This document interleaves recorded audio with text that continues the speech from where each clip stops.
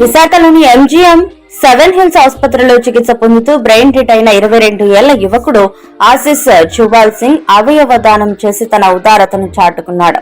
ఒడిశాలో సునాబేడా గ్రామానికి చెందిన ఆశిష్ ప్రమాదవశాత్తు అస్వస్థకు గురి కావడంతో ఈ నెల 2వ తేదీన విశాఖలో ఎంజీఎం 7 హిల్స్ ఆసుపత్రిలో చికిత్స కోసం చేరాడు.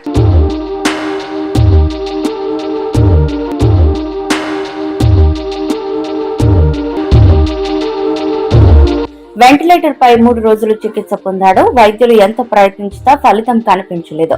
బ్రెయిన్ డెడ్ అయినట్లు వైద్యులు నిర్ధారించారు. వారి కుటుంబ సభ్యుల అనుమతి మేరకు ఆశిష్ అవయవాలు దానం చేసేందుకు ఒప్పుకున్నారు.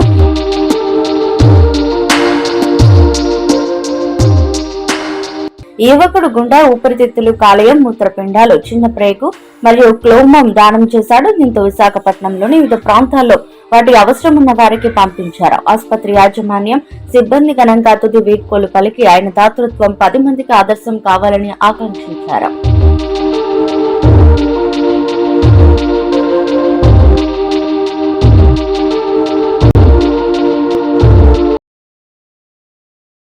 సెవెన్ హిల్స్ హాస్పిటల్ తరఫున మీడియా వారందరికీ నేను నమస్తే చెప్తున్నాను.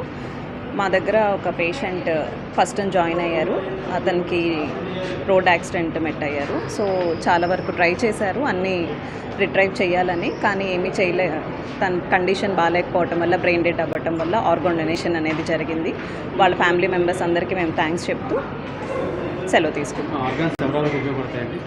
ఆ ఆర్గాన్స్ ఒకటి మా ఎంజీఎం 7 హిల్స్ పేషెంట్కి తీసుకున్నామండి. ఇంకొకటి కేజీహెచ్కి వెళ్ళింది. ఇంకొక ఆర్గాన్ కేర్ హాస్పిటల్కి వెళ్ళిందండి. లివర్ వచ్చేసి, ప్యాంక్రియాస్ అవన్నీ చెన్నై ఎంజీఎం హాస్పిటల్కి వెళ్ళినాయండి.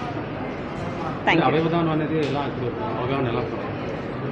మనం అది ఎక్కువగా మనం ప్రమోట్ చేసుకుంటూ ఉండాలండి. ఇలాంటివి జరిగినప్పుడు ఆ ఫ్యామిలీకి మనం చెప్పగలుగుతూ ఉంటే ఇంకా చాలా ప్రాణాలని మనం కాపాడగలిగే అవకాశం మనకు దొరుకుతుందండి.